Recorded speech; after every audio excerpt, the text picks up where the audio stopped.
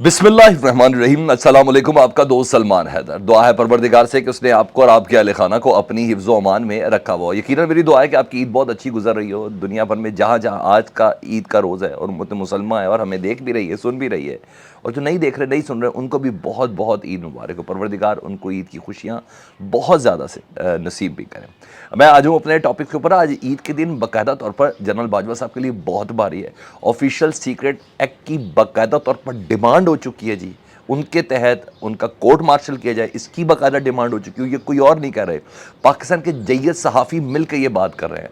और 35 गवाह हैं जनरल बाजवा साहब की उस गुफ्तगू के। 35 गवाह हैं जिसकी बुनियाद पर यह कहा जा रहा है कि उन्होंने बाकायदा तौर पर इकरार किया कि पाकिस्तान की फ़ौज में लड़ने की सकत नहीं है। उन्हें बाकायदा तौर पर यह ऐलान किया कि पाकिस्तान के टैंक्स और पाकिस्तान के पास फ्यूलिंग वो इतनी उम्दा नहीं है कि इस मौके पर इंडिया के साथ किसी तरीके से लड़ा जाए। और उस मौके पे किया जब पाकिस्तान की फ़ौज भरपूर तरीके से लड़ रही है, पाकिस्तान की फ़ौज भरपूर तरीके से रिएक्ट कर रही है, पाकिस्तान की फ़ौज इंडिया के जहाज़ गिरा रही है, पाकिस्तान की फ़ौज इंडिया के हेलीकॉप्टर्स गिरा रही है, उनके पायलट को कैप्चर कर रही है। ये क्या स्टोरी है, इसकी इनसाइड कुछ डिटेल्स हैं। और ईद के दिन बाकायदा ये चुना गया सीनियर सहाफ़ियों की तरफ से, उसकी कुछ डिटेल्स मैंने आपको बतानी है। और राना सनाउल्लाह साहब के घबराने का वक्त हुआ जाता है और ख़ुद वो बता रहे हैं कि हम घबरा गए, परेशान हो गए। उसकी कुछ डिटेल्स हैं, एक के बाद एक चीज़ें आपके सामने रख देते। तो सबसे पहले मैं ज़रा, वो जो कहते हैं ना, सालिस बेचारा खुद इंसाफ मांग रहा है तो उसका क्या करना है। और हुकूमत और इस्टेब्लिशमेंट के लिए मज़ीद चैलेंजेस अब बहुत ज़्यादा करीब नज़र आ रहे हैं और खड़े होने वाले हैं, बल्कि खड़े होते हुए नज़र भी आ रहे हैं। 2 मई का टाइम हो दे दिया गया बाकायदा तौर पर। मतलब जो मैं बताने लगा हूँ कि सालिसी ही, जो सालिस है वो ही अपनी डिमांड लेके एहतजाज के ऊपर है गवर्नमेंट और अपोजिशन के बीच में। और इस मौजूदा सूरत हाल के हवाले से हालांकि कहा जा रहा है कि सालिस को ही इस्टेब्लिशमेंट ने लगाया। मैं सराजुल हक साहब की बात कर रहा हूँ, जमात इस्लामी के अमीर की, कि उन्होंने लगाया और बेहतरीन उनका किरदार इस सिलसिले में, कोई शक नहीं। अगर उन्होंने लगाया भी और नहीं भी लगाया तो वक्त की ज़रूरत थी कि ऐसा एक शख्स ज़रूर सियासतदानों के बीच में हो जो नवाबज़दा नसरुल्लाह खान टाइप का हो, कि जो इस सालिसी के किरदार पर अदा कर देते। तो सराजुल हक साहब ने आज ईद की नमाज़ पढ़ाई मंसूरा में, और मंसूरा में पढ़ाने के बाद उन्होंने ऐलान किया है कि बलूचिस्तान में मौलाना हिदायतुर्रहमान वाला जो मामला है, जी हाँ, जिनको 100 दिन से ज़ायद हो गए अब जेल के अंदर, उन्हें कहा अगर उनको जेल से रिहा नहीं किया गया ईद के फ़ौरी बाद और उन पर केसेस ना ख़त्म किए गए तो 2 मई को जी मुल्क गिर एहतजाज करेगी जमात इस्लामी, और तगड़ा एहतजाज करेगी। हुकूमत को पता चलेगा कि हमने कोई एहतजाज किया है। ये सालिसी हैं और ये 2 मई की टाइमलाइंस कुछ और भी है हमारे पास ना, तो जिसमें जमात इस्लामी ये कहते हुए नज़र आ रहे हैं।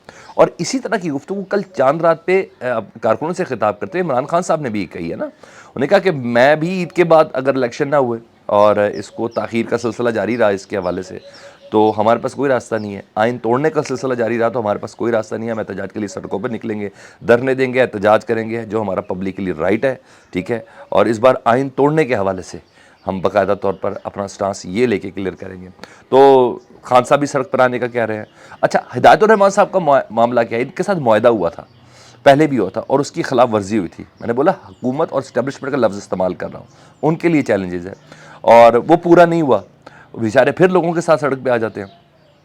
और क्योंकि मामला ये है कि गवादर में बाहर से ट्रेलर्स वगैरह आते हैं और बैरल को अभी मछलियाँ उधर दावत दी गई जो मछलियाँ पकड़ते हैं, और वहाँ के मकामी जो मछेरे हैं वो मछलियाँ नहीं पकड़ सकते, और मकामी लोगों के हवाले से बड़ी बेरोज़गारी वगैरह आ रही है और नौकरियों का उनका बड़ा मसला है। तो इस सिलसिले में बाकायदा गारंटीज़ दी गई थी कि ऐसा नहीं होगा, इनको पूरा राइट होगा, एक ख़ास हिस्सा होगा, ये है वो है, मगर किसी पे अमल नहीं किया। यानी मतलब माफिया एक काम करा है।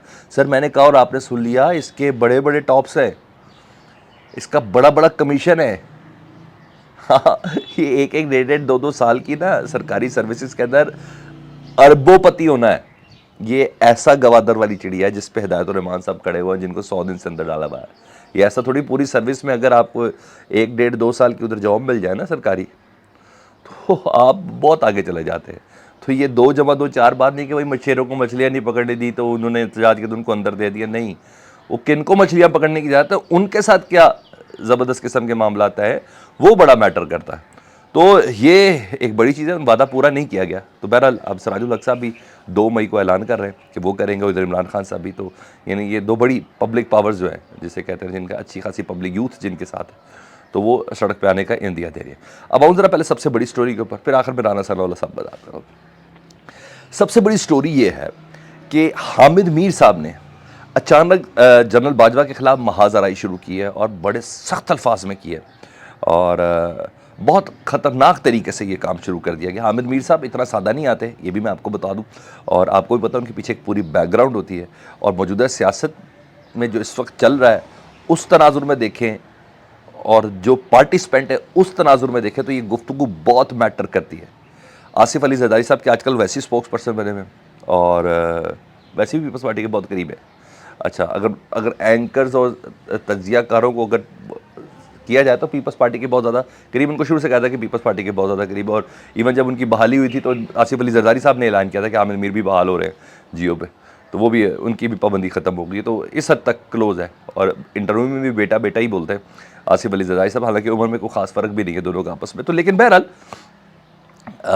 और बोल भी आसिफ अली जरदारी साहब के एक और बेटे के चैनल पे है, मोहसिन नकवी साहब का सिटी ग्रुप है जो ये बातें बोल रहे हैं। और सिटी का ग्रुप का एक चैनल है सिटी 44 जिसकी लंदन की बरतानिया की बीम है, उसके ऊपर बैल रहे हैं। तो अपना जियो का प्लेटफॉर्म भी आमिर मीर इस्तेमाल नहीं कर रहे, ये भी आपने जहन के अंदर रखना है। और जी हाँ, मकासद भी बाद में पता चल जाएंगे क्या चीज़ है, लेकिन बहरहाल चीज़ें ख़तरनाक है।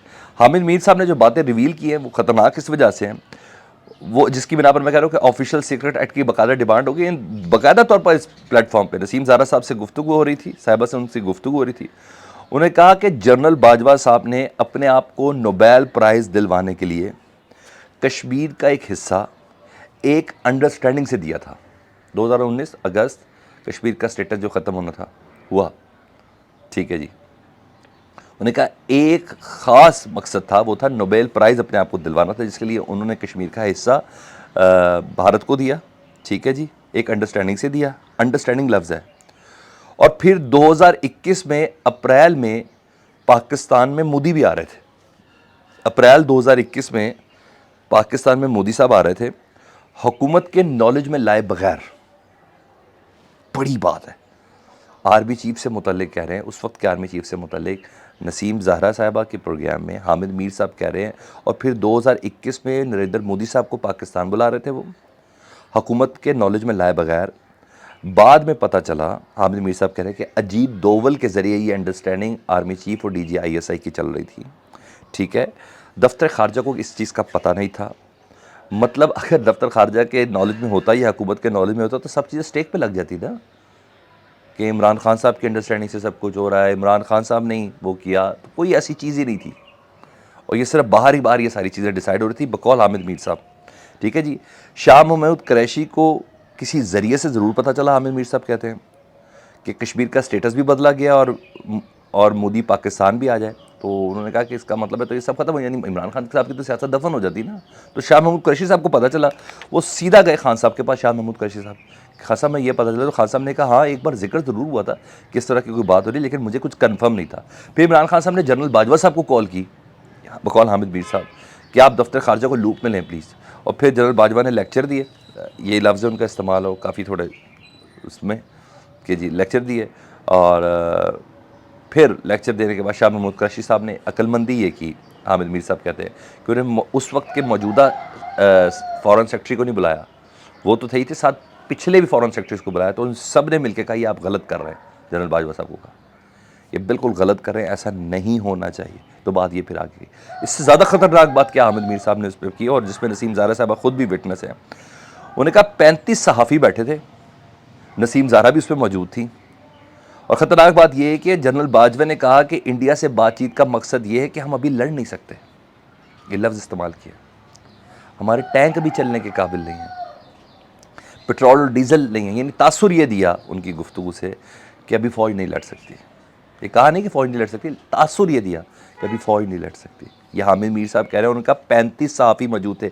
ये मेरा ख्याल है ND university, national defence university में कोई लेक्चर हुआ था जिसमें 35 सहाफ़ी मौजूद थे। हालांकि इन्हीं दिनों में पाकिस्तान ने भारत का जहाज़ गिराया था, इन्हीं दिनों की बात है। और उस वक्त ये बातें अगर सही हैं तो डेफिनेटली मैंने कहा ऑफिशियल सीक्रेट एक्ट लगता है।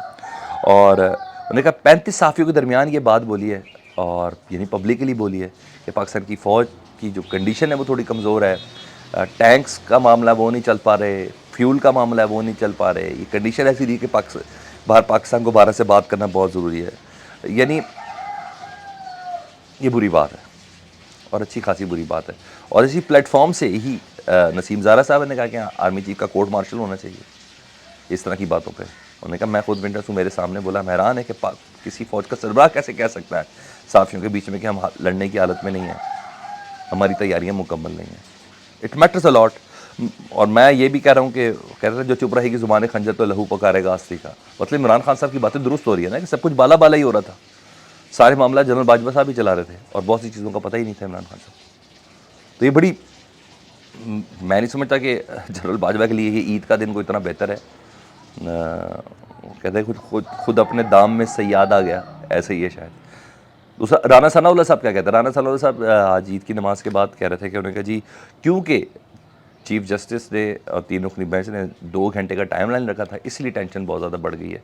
इसलिए पाकिस्तान तहरीक इंसाफ कह रही है कि अब हम किसी मुज़ाकरा में नहीं थे, कि उन्होंने हमारे पर टाइम बार लगा दी थी कि हम मुज़ाकरात करें, वरना कर दें, नहीं तो हम अपना फ़ैसला कर देंगे। तो उनको कहा है कि दरअसल ये सारे मामले का जड़ भी जो ना वो सुप्रीम कोर्ट ही है, जिसकी बिना पर ये सियासी जमातें अपनी बैल घबरा गए हैं बहुत ज़्यादा। इनकी सोच से बिल्कुल मुख्तलिफ फ़ैसले होने जा रहे हैं, या जिनकी इनको तसल्ली है ना, उससे बहुत हट के काम होने जा रहा है।